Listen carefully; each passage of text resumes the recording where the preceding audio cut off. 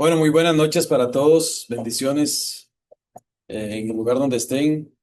Agradecemos a Dios por esta oportunidad de estar reunidos y de compartir su palabra y también a nuestros pastores por la oportunidad y la confianza de continuar con este estudio bíblico en esta semana sobre sobre el tema que es de aquellos personajes de la Biblia desapercibidos.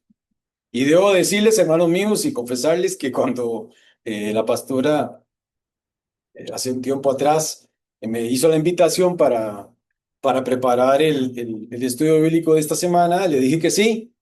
Y cuando vi el nombre del personaje, ahí mismo tuve que empezar a orarle a Dios, porque en realidad nunca había eh, estudiado acerca de este personaje, pero bueno, como Dios es fiel, y Dios siempre cuando le pedimos cosas que es para su reino, Dios nos da y nos da en abundancia. Así que yo creo que tenemos, Dios me ha dado material como para una segunda parte. Así que bueno, le damos gracias a Dios por eso. Este estudio bíblico, yo lo he querido este, estructurar de la siguiente forma, que sería, primero vamos a hacer un poquito de historia, como un contexto, para entrar después a hablar acerca de este personaje, de lo que fue su ministerio, y al final quisiera compartir con ustedes el mensaje que Dios ha puesto en mi corazón, que es en base a la enseñanza de este personaje, cómo aplica en nuestras vidas, ¿verdad? Cómo impacta en nuestras vidas.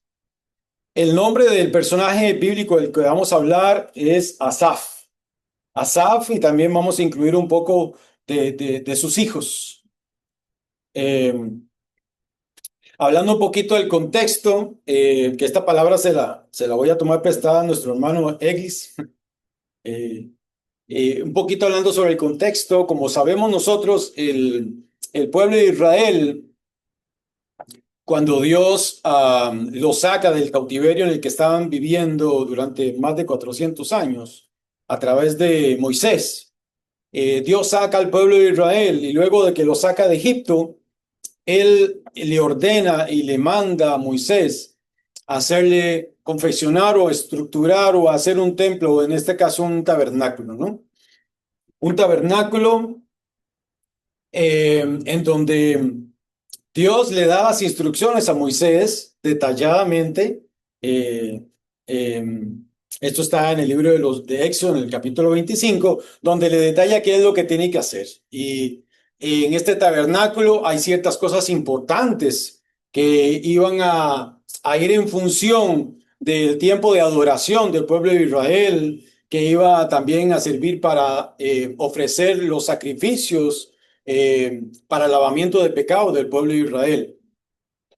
Entonces, en esta historia de ese tabernáculo que se hizo, hay algunas cosas importantes en este tabernáculo. En la Biblia nos enseña que estaban los atrios al principio en la entrada, después habían otros aposentos que eran el lugar santo, donde habían otras cosas, eh, y después estaba el lugar santísimo, donde estaba el arca del pacto.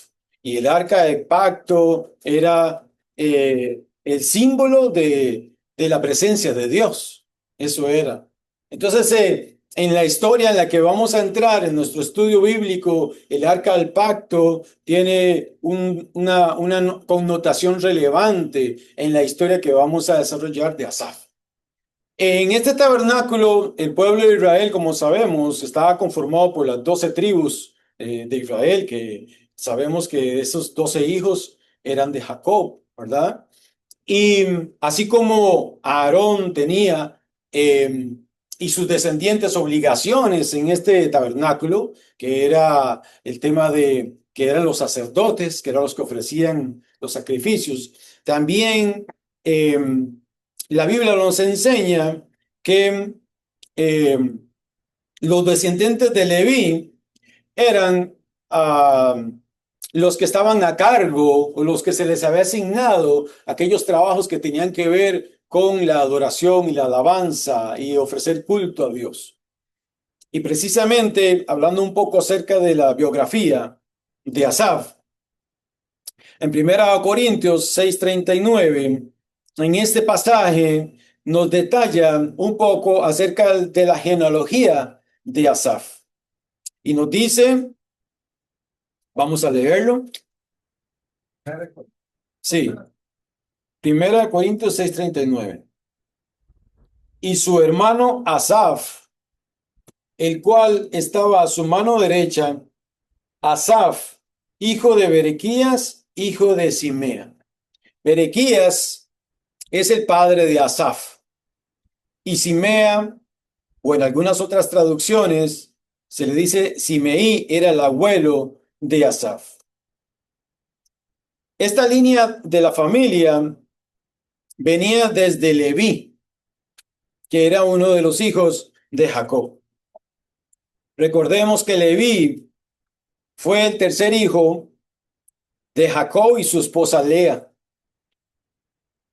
Jacob, recordamos que él había trabajado durante 7 años por una mujer llamada Raquel.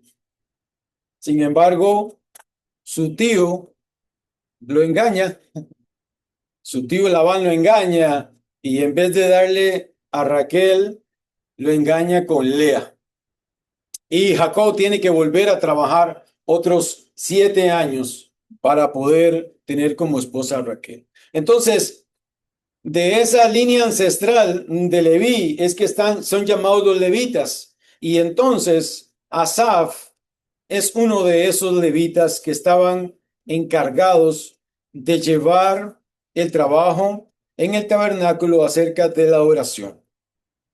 ¿Y qué era lo que hacían los levitas? Los levitas profetizaban y ministraban con música bajo la dirección de alguien. En Primera de Crónicas 25:2, que vamos a leerlo, nos explica un poquito más acerca de eso. De los hijos de Asaf, Zacur, José, Netanías y Azarela, hijos de Asaf, bajo la dirección de Asaf, el cual profetizaba bajo las órdenes del rey.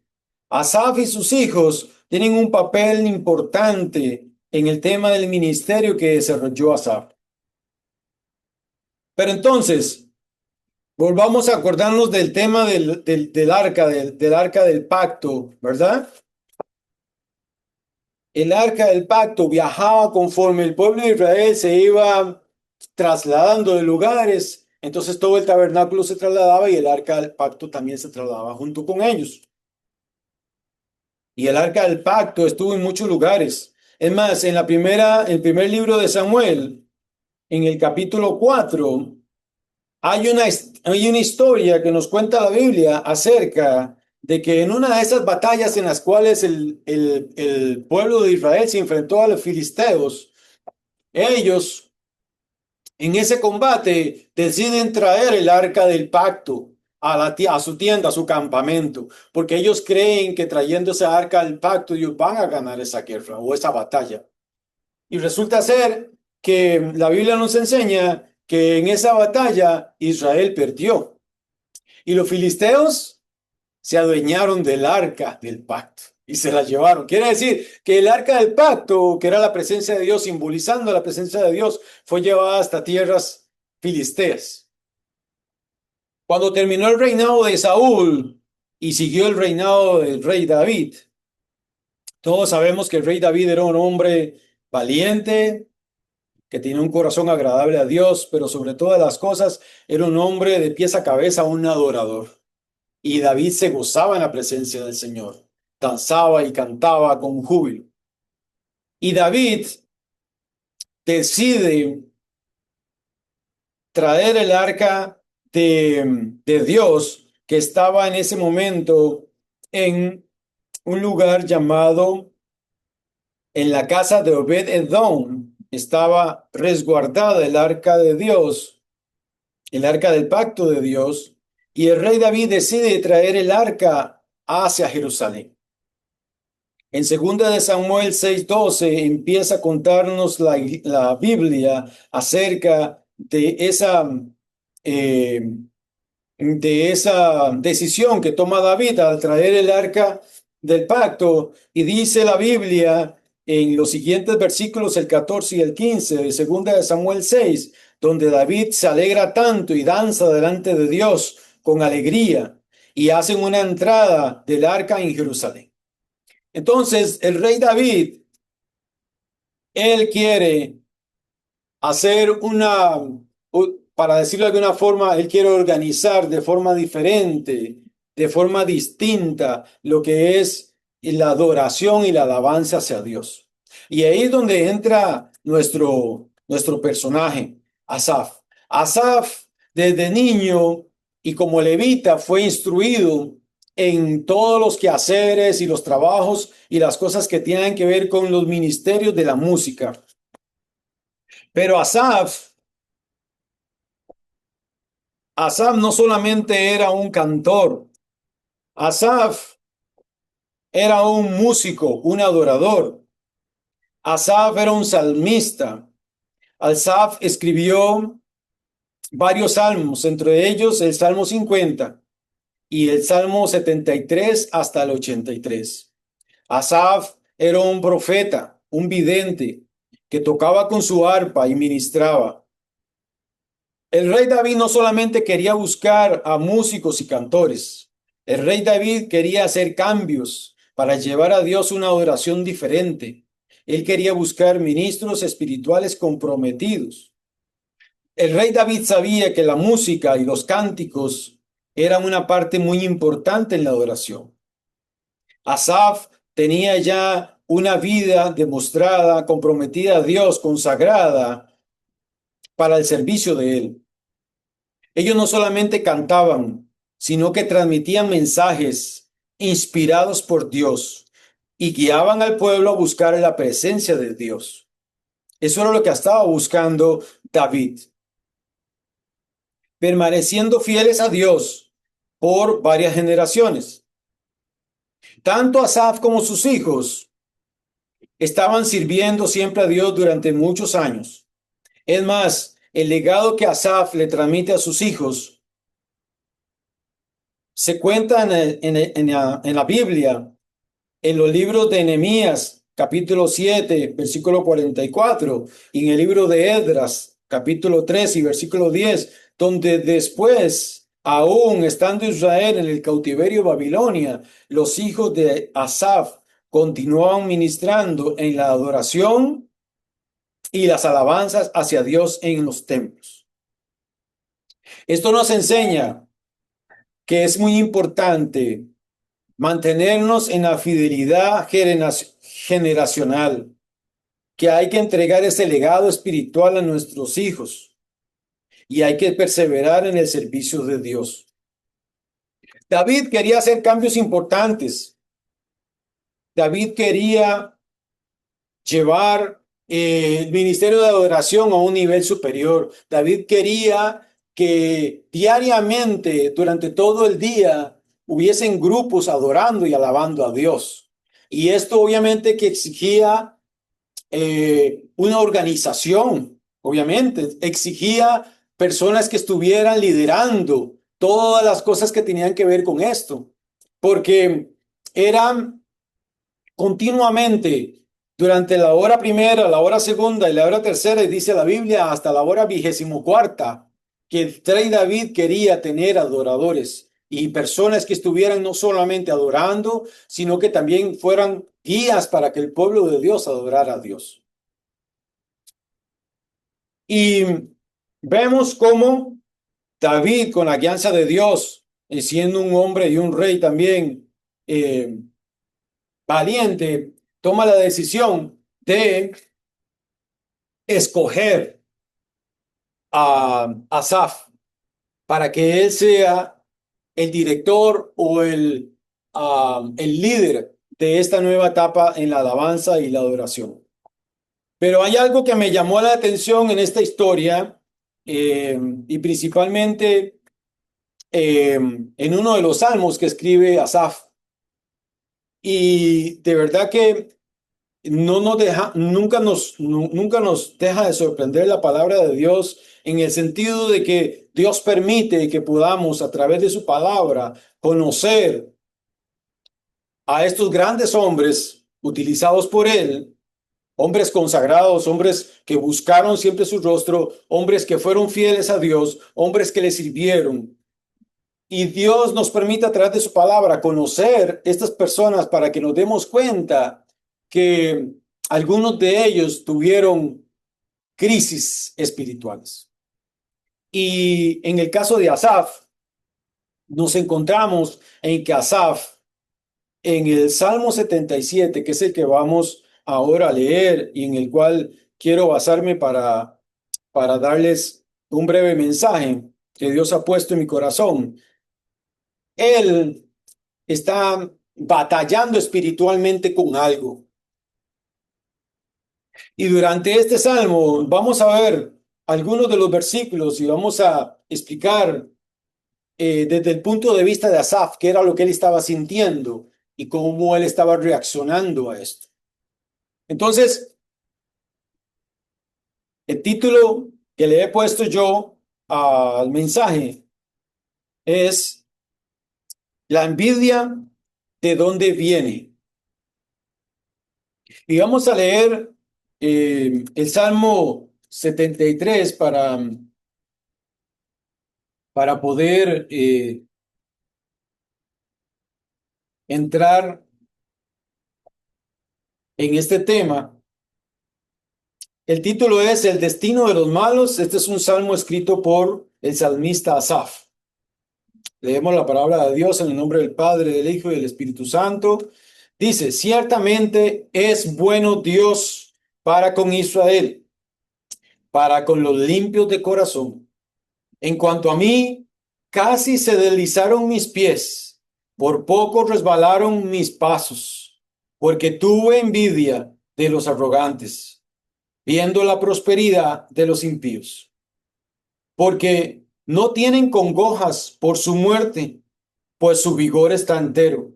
No pasan trabajos como los otros mortales, ni son azotados como los demás hombres. Por tanto, la soberbia los corona. Se cubren de vestido de violencia. Los ojos se les saltan de gordura.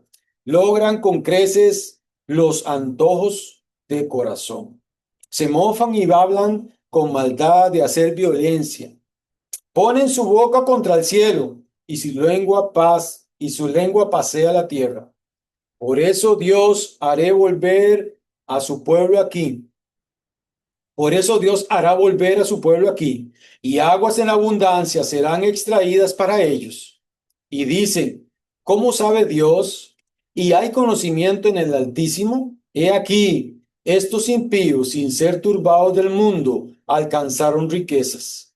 Verdaderamente en vano he limpiado mi corazón y lavado mis manos en inocencia, pues he sido azotado todo el día y castigado todas las mañanas.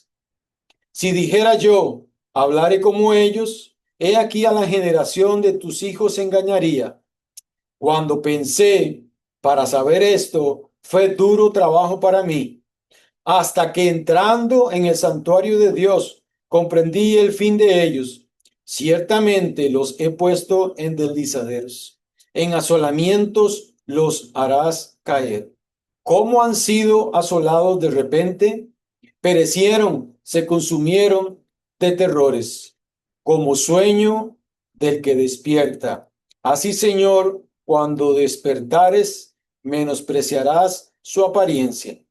Se llenó de amargura mi alma, y en mi corazón sentía punzadas. Tan torpe era yo que no entendía. Era como una bestia delante de ti. Con todo, yo siempre estuve contigo. Me tomaste de la mano derecha. Me has guiado según tu consejo, y después me recibirás en gloria. ¿A quién tengo yo en los cielos sino a ti? Y fuera de ti, nada deseo en la tierra. Mi carne y mi corazón desfallecen, mas la roca de mi corazón y mi porción es Dios para siempre. Porque he aquí los que se alejan de ti perecerán. Tú destruirás a todo aquel que de ti se aparta, pero en cuanto a mí, el acercamiento a Dios es el bien. He puesto en Jehová, el Señor, he puesto en Jehová el Señor mi esperanza para contar todas sus obras. Aleluya. Este salmo para mí, en lo personal, yo lo he leído varias veces y me da la impresión de que aparte de que es un salmo, es como el testimonio que Asaf está haciendo acerca de lo que él vivió. Es como un testimonio en realidad. Y parte del mensaje que tengo que darles lo he notado porque no quería perderme de ningún detalle. Y dice así, en estos tiempos las personas quitan su mirada de Cristo, renuncian a la fe creyendo que de esta forma van a vivir mejor y ponen su mirada donde no deben. Este gran error los lleva a desear aquello que no tienen y los lleva a tener envidia que luego les da amargura. Hoy, al leer este salmo y a través de este salmo de Asaf, vamos a ver que cuando envidiamos a los demás y ponemos nuestros ojos donde no hay que ponerlos para conseguir lo que otras personas tienen, porque a veces pensamos, yo también me lo merezco, nos daremos cuenta que el error de Asaf que hizo y que cometió estuvo a punto de dejar perder su fe por causa de la envidia. El ser humano por naturaleza tiende a esconder sus errores o sus fracasos y tiende a exaltar sus triunfos. Pero un verdadero testimonio cristiano muestra cómo en la misma miseria Dios te ha rescatado. En este salmo no leemos ninguna palabra del salmista de forma orgullosa. Solo leemos las palabras de un hijo de Dios que habla con sinceridad y honestidad. Cuando dice, casi se deslizaron mis pies, pero no caí porque me tomaste de mi mano derecha, mostrándonos que él estaba equivocado y hasta nos dice que fue torpe como una bestia delante de Dios, mostrándonos su falta de entendimiento cuando es la envidia y no el consejo de Dios. Este salmo es para nosotros una bendición porque nos muestra dos cosas que podemos ver. La fe, al ser afinada como la plata, puede salir más robusta y fortalecida. Si nos dejamos guiar por la envidia, pero si nos dejamos guiar por la envidia, eso va a ser un problema posterior para nosotros. Pero si pensamos y confiamos en Dios, después de pasar una prueba, esta fe va a ser más real y mucho más gratificante que antes de cuando estábamos sin la prueba. Pero si nos dejamos arrastrar por aquello de la envidia, esto va a ser terrible para nosotros. Y entonces a la pregunta que nos hacemos al principio, ¿de dónde viene la envidia? La respuesta más clara y más fácil sería, pues de poner nuestra vista donde no hay que ponerla. A veces nos preguntamos, ¿por qué Dios permite en mi vida el sufrimiento? Si Él dice que me ama. O también podemos preguntarnos, ¿por qué los que no siguen al Señor y hasta se burlan de Dios y de nosotros sus hijos, todo les va bien? Este tipo de preguntas pueden surgir, pero sin embargo, si están surgiendo, es porque posiblemente nuestros ojos no están puestos en Dios. Acuérdate que Dios muchas veces permite que en nuestras vidas haya sufrimiento o alguna aflicción y tal vez no encontramos la explicación, pero nada más debemos de hacer algo, leer el libro de Job, cómo Dios permitió en su vida enormes desgracias que dificultaban mucho creer en la bondad de Dios. Sin embargo, al final, el libro de Job, podemos ver lo que Job vio y permitió que Dios hiciera a través de sus sufrimientos, porque él sabía que Dios tenía un propósito bueno en su vida. Vamos a leer, voy a leerles un versículo que es este versículo de Job, que está, si gustan buscarlos en sus Biblias, Job 42, versículo 5 y versículo 6. Dice así: de oídas te había oído, mas ahora mis ojos te ven. Por tanto me aborrezco y me arrepiento en polvo y ceniza. Entonces, ¿qué es lo que nosotros descubrimos cuando ponemos nuestros ojos en Dios, aunque las circunstancias sean difíciles? Muy simple. En Romanos 8:28 nos dice el apóstol: y sabemos que a los que aman a Dios, todas las cosas les ayudan a bien. Esto es, a los que conforme a su propósito son llamados. Pero si entonces en algún momento sentimos en nuestros corazones alguna duda, podemos aplicar un principio muy razonable, que es nunca cambiar lo que yo sé por lo que no sé. Y de esta forma inicia el salmista Asaf leyendo el versículo 1, donde dice: ciertamente es bueno Dios para con Israel, para con los limpios de corazón. Antes de que nuestra fe se tambalee, hagamos propio lo que dijo el salmista Asaf aquí.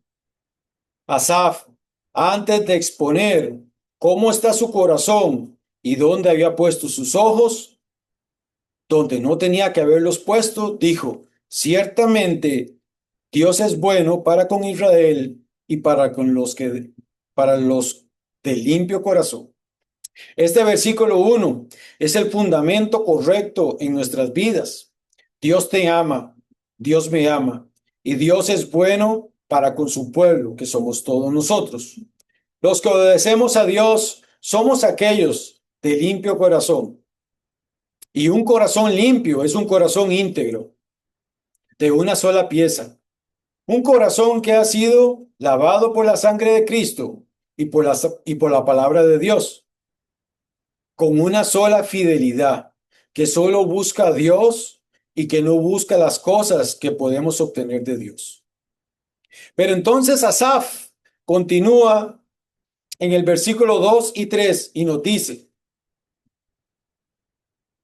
en cuanto a mí, él está escribiendo acerca de él. Casi se deslizaron mis pies, por poco resbalaron mis pasos, porque tuve envidia de los arrogantes, viendo la prosperidad de los impíos. Pongamos la atención a este versículo. Viendo, preguntémonos, ¿qué estamos mirando? Este es el primer resultado de poner los ojos donde no se deben poner. ¿Por qué Asaf tuvo envidia de los impíos? Esta envidia no llegó directamente al corazón de Asaf. Primero empezó aquí en su mente, a través de los ojos, mirando y comparando y viendo la prosperidad de los injustos.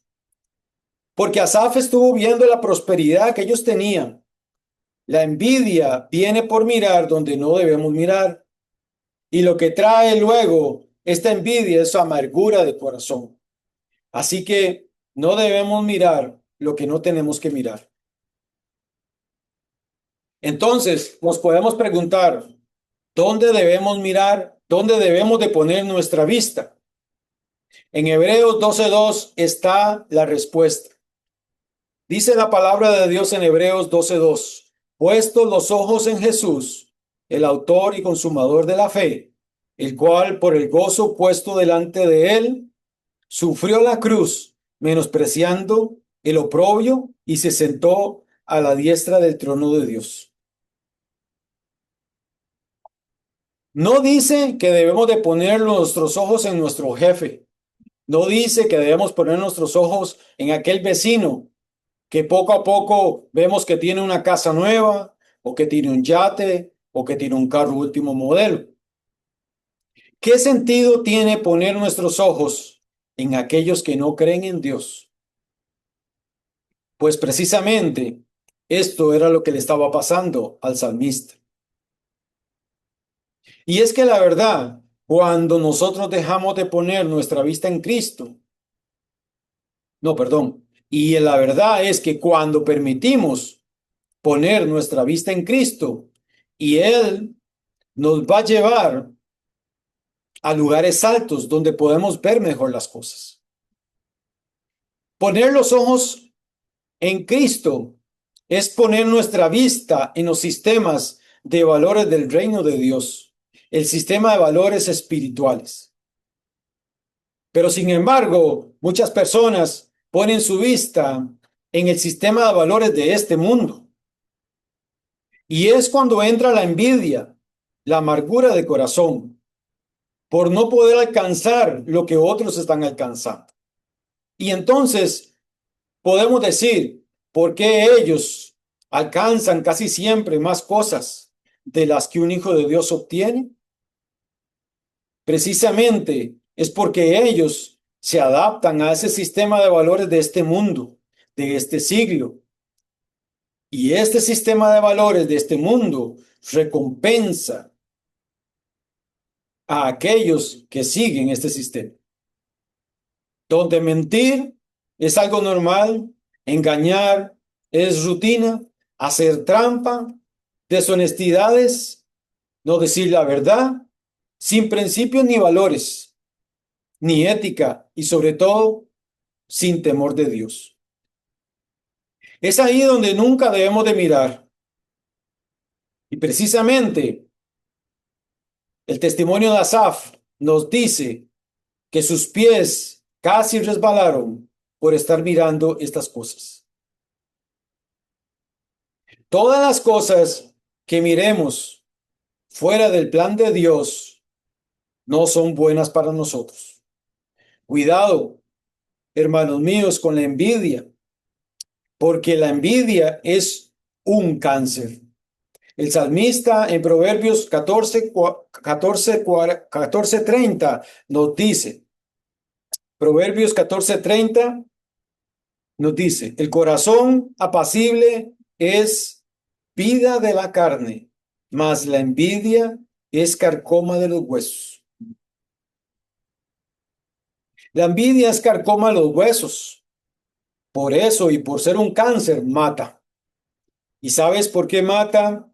Porque si yo sigo ahí en la envidia, esta envidia te va a despistar de tu verdadero propósito y terminará llevando tus pies a un resbaladero, de los cuales lamentablemente muchas personas les ha ocurrido y no pueden salir.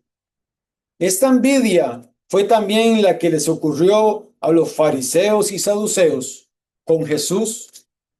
Esta envidia, ellos envidiando a Jesucristo, su ministerio, y los llevó hasta matar a aquel Mesías que tan esperado había sido por ellos. La envidia trae insatisfacción, y es que las cosas de este mundo, fuera del plan de Dios, no sacian, sino que producen más sed. También la envidia hace que lo que estamos viendo muchas veces sea exagerado. Vamos a leer los versículos 4 y 5. Dice, porque no tienen congojas por su muerte, pues su vigor está entero. No pasan trabajos como los otros mortales, ni son azotados como los demás hombres. Este viene siendo el segundo resultado de la envidia, exagerar, distorsionar la verdad. ¿Cómo que los impíos no le temen a la muerte? Y no es cierto que ellos siempre tienen vigor, porque en realidad su salud muchas veces está comprometida porque también enferman. Que Asaf haya dicho y escrito esto es el resultado de estar mirando la prosperidad externa de los impíos. Pero debemos saber también que los que no buscan a Dios, todas aquellas personas que no buscan su presencia, son los primeros que no sienten paz interior. La envidia no le dejaba ver lo que en realidad estaba pasando. Asaf miraba también a sus hermanos que tenían algún sufrimiento, posiblemente por estar mirando y creando esta envidia. Y él se preguntaba, ¿habrá dejado de ser justo Dios? ¿Habrá dejado Dios de ser omnipotente? ¿Se habrá vuelto Dios indiferente a lo que le pasa a sus hijos? Veamos entonces el resultado de vivir una vida de espaldas a Dios. Leamos del versículo 6 al versículo 9. Por tanto, la soberbia los corona, se cubren de vestido de violencia, los ojos se les saltan de gordura, logran con creces los antojos de su corazón, se mofan y hablan con maldad de hacer violencia, hablan con altanería, ponen su boca contra el cielo y su lengua pasea la tierra. Asaf describe sobre los impíos, que son gente soberbia, autoritarios, sin temor de Dios. Los hombres fueron creados no para estar separados de Dios. Fuimos creados para estar en dependencia de Él. Pero cuando los hombres se creen autosuficientes y se extralimitan sin obedecer y reconocer la autoridad, la grandeza de Dios, esto se llama soberbia. Se mofan y se burlan y hablan con altanería de que pueden conseguir lo que ellos quieran. Claro está que estos hombres no tienen a Dios en sus vidas. En el versículo 9, Asaf nos dice y nos explica diciendo, ¿y quién es ese Dios? Y con su lengua respetan a los demás. Asaf, luego de mirar a los impíos, mira que otro tipo de personas también han estado fijándose y también han desviado sus miradas. Son aquellos que decían ser el pueblo de Dios. Ya Sam no está hablando de los impíos, sino que del pueblo de Dios que se ha fijado en la envidia, pero que terminaron seducidos por la vida de los impíos. Esto lo podemos ver en el versículo 10. Por esto Dios hará volver a su pueblo aquí, y aguas en abundancia serán extraídas para ellos. Las aguas malas del mundo que contaminan al pueblo de Dios. Aquí la palabra clave es amar. Juan 2:15 dice, y haciendo un azote de cuerdas, echó fuera del templo a todos, hablando acerca de Jesucristo cuando llegó al templo, y las ovejas y los bueyes, y esparció las monedas de los cambistas, y volvió las mesas. Tengamos cuidado, porque si nos dejamos seducir por el mundo y porque el mundo tiene, lo que el mundo hace, terminaremos participando y practicando cosas del mundo que no agradan a Dios. Asaf nos explica y nos lee del capítulo 11 al 14. ¿Cómo serán turbados, dice él, si son del mismo mundo? Leamos el capítulo 73 del versículo 11 al 14. Y dice, ¿cómo sabe Dios y hay conocimiento en el Altísimo? He aquí estos impíos, sin ser turbados del mundo, alcanzaron riquezas. Verdaderamente en vano he limpiado mi corazón y lavado mis manos en inocencia. Sin embargo, Asaf, cuando empieza a escribir los versos 15-16, vemos que hay una reacción diferente. Dice Asaf, si dijera yo, hablaré como ellos. He aquí, la generación de tus hijos engañaría. Cuando pensé para saber esto, fue duro trabajo para mí. Qué bueno escuchar en que en la Biblia no se esconde nada de sus mejores hijos. Gracias a esto podemos ver sus errores y evitar cuando aparecen en nuestra vida. ¿Será que alguna vez no hemos pensado de esta forma? ¿Por qué no prospero? ¿Por qué no obtengo este puesto de trabajo? ¿Por qué no tengo un mejor auto o salario? Debemos mirar y pensar todo bajo la perspectiva de Dios.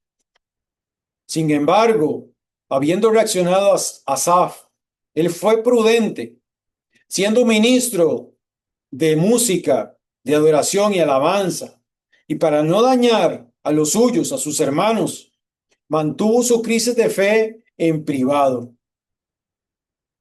Y esto es una lección para nosotros, que es triste cuando un líder o cabeza de familia habla de esta forma, de mirar y poner sus ojos o envidiar, porque haría un daño muy grande, definitivamente. Todo lo que hemos leído hasta aquí parece que para ser próspero no se necesita de Dios. Los hombres más ricos del mundo, por ejemplo, la mayoría no son cristianos. Se podría decir, Asaf se estaba dando cuenta de que no estaba bien y de la manera en la que estaba pensando. Y aunque fue duro para él estar en esta posición. Vamos a leer el versículo 17. Dice, hasta que entrando en el santuario de Dios, comprendí el fin de ellos. Aquí vemos cómo hay un cambio en el Salmo. Asaf decide diferente y mirar las cosas distintas. Anteriormente, Asaf llegaba al punto donde podía decir, hasta aquí he llegado, o eso me pasa por seguir solamente con mis fuerzas. Las decisiones que debemos de tomar en nuestras vidas, las debemos de tomar marcadas por el Señor. No las debemos de tomar en nuestra propia prudencia. Como dice el salmista, solo hasta que entramos en la comunión con Dios, comprenderemos muchas cosas que antes no comprendíamos. Porque solo cuando tenemos su perspectiva, podremos ver lo que antes no veíamos. No debemos de alejarnos de la iglesia, ni de la comunión con Dios o de nuestros hermanos, lejos de las alabanzas y de las predicaciones. Si no lo hacemos así, este mundo estará presionándonos para que dejemos de creer y de estar con Dios y escuchar sus consejos. Entrar en el santuario, como lo dice Asaf, no solamente es reunirnos los domingos en el templo, es pertenecer al cuerpo de Cristo. Si entramos de verdad al santuario de Dios y compartimos con nuestros hermanos, entonces veremos todo distinto y comprenderemos muchas cosas que antes no entendíamos. Recordemos que podemos saber muchas cosas de Dios y muchas cosas de la Biblia, pero entender estas cosas se busca en comunión con Dios, congregándonos, viniendo a la iglesia, y Dios nos dará el milagro de poder entender su palabra. Ninguno de nosotros tenemos la capacidad de poder cumplir el plan de Dios o su propósito separados del cuerpo de Cristo. Estar en el cuerpo de Cristo con nuestros hermanos nos ayuda. Ellos nos aconsejan, nos fortalecen, tenemos comunión con Dios. y podemos entender lo que no entendíamos, compartiendo con ellos la palabra de Dios. Ciertamente, versículo 18, ciertamente los has puesto en deslizaderos, en asolamientos los harás caer, como han sido asolados de repente, perecieron, se consumieron de terrores. Este al final es el fin de aquellos, de todas las personas, de toda la gente impía, de los injustos, de los soberbios. Al fin Asaf entiende que no había nada de qué envidiarles desde la perspectiva de Dios. Ahora, ¿nos podríamos imaginar en este momento cómo se habrá sentido Asaf?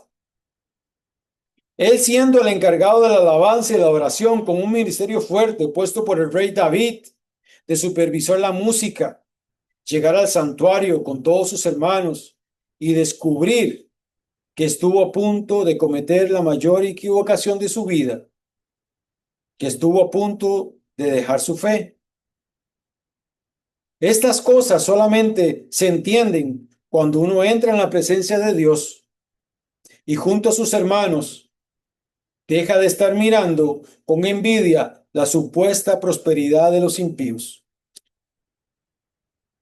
Y entonces, ¿qué es lo que entendemos de todo el sufrimiento que a veces decimos tener en este mundo? Segunda de Corintios 4:17 nos dice, porque esta leve tribulación momentánea produce en nosotros una cada vez más excelente y eterno peso de gloria. Hermanos míos, que los placeres, posesiones de este mundo que algún día tuvieron los impíos o que tienen, eso va a ser momentáneo. Eso es un sueño solamente. Ahora, el salmista Asaf ya tiene una nueva perspectiva y desde donde Dios lo lleva desde lo más alto para que él pueda mirar diferente. Pero todavía aún Asaf descubre o nos deja ver algo más impresionante en los versículos 21 y 22. Se llenó de amargura mi alma y en mi corazón sentía punzadas. Tan torpe era yo que no entendía, era como una bestia delante de ti. Los momentos de mayor sufrimiento van a producir en nuestras vidas alguno de estos dos efectos. Una gran amargura en nuestro alma, pero también pueden provocarnos un mayor acercamiento a Dios. Sí, el sufrimiento es una prueba, pero cuando pasamos este sufrimiento o esta prueba en comunión con Dios, esto va a formar nuestro carácter como cristianos. La luz que ahora tiene Asaf le muestra tres cosas importantes. Cómo estaba su alma amargada por ver y fijarse en la prosperidad de los injustos o de los impíos. Cómo está su corazón lleno de dolor y punzadas por no tener lo que otros tienen. Y cómo estaba su entendimiento similar al embrutecimiento que tiene una bestia del campo. Al verse al verse reflejado contra la presencia de Dios, Asaf dice entonces, versículo 23, con todo, yo siempre estuve contigo, me tomaste de la mano derecha, me has guiado según tu consejo, y después me recibirás en gloria. Aquí podemos ver tres cosas que Dios hace en su misericordia con nosotros. Aún con todo lo que hayamos dicho o hecho, Dios siempre nos ha tomado de su mano. No hemos sido nosotros, sino Él, quien tomó nuestra mano. Nos ha dado su consejo, no porque muchas veces se lo hayamos pedido, sino porque Él quiere dárnoslos. Y Él es quien viene a nuestro encuentro y nos lleva a su gloria. Leyendo este salmo, recuerdo que cuando mis hijas estaban pequeñas y salíamos de casa a hacer alguna diligencia, muchas veces ellas soltaban mi mano y era yo como su padre quien de nuevo tomaba sus manos y las tenía junto a la mía. Y era yo quien les decía, "Psst, psst, oiga usted, vengan aquí junto a mí". Y yo les daba la mano y no la soltaba más. Es Dios quien nos da la mano. Por eso la gloria siempre es para Él. Él es quien hace para guiarme y llevarme donde Él está. Por eso, cuando descubrimos esta relación con Dios, ya no deseamos más otras cosas. Ya no miramos otras cosas. Ya nuestra mirada está puesta en Él. Lo que ahora deseamos es otra cosa, que es lo que el salmista nos pone en el versículo 25 al 28.